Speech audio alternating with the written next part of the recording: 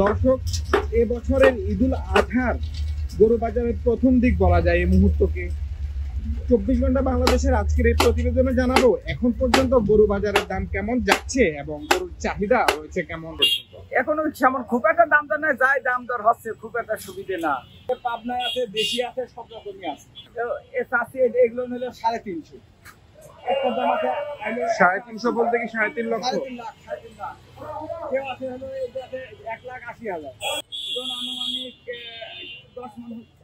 এটার দাম হলো 2,80,000, 1,50,000 থাকবে।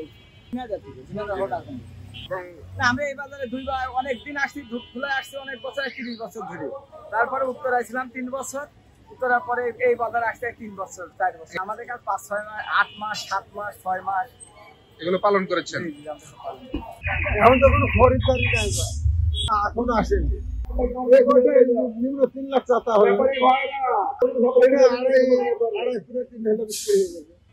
এটা ওই মানে দেশও বলে না, এটা মশলা কেমন তাই সে জমছে বা কিছু এখনো বুঝতে পারছি না। করছি যে লিয়ে আইছি, এখন আল্লাহ পাক যদি মেহরবানি করে তো হতে পারে। ঈদের 4 দিন আগে হলে শুরু হয়ে যাবে, 4-5 দিন আগে হলে। আপনার খামারে সবচেয়ে বড় গরু কোনটা? এই গরুটা বড়। এটার দাম কত চাচ্ছেন আসলে?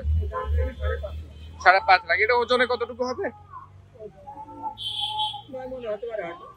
দাম হয়নি, একদম 300 মিলি, 3 লাখ মূল্য না? বাড়ি থেকে বেশি মিলি। মনে করছে ভালো হবে, কারণ কি কপালে কি না হয় সেটা হয়নি।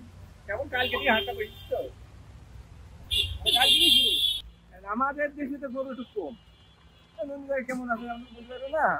সাধারণ লোক মনে করেন আমাদের গ্রামের অঞ্চলে থেকে বহুত গাড়ি আসছে, বেড়া মানে গ্রাম করে 10 গাড়ি গরু হবে কেন, এমন অন্য বছর 20 গাড়ি গরু হয়। মাঝারি গোটা বেশি, মাঝারি গরু বেশি। আর চাহিদা বেশি কোন ধরনের?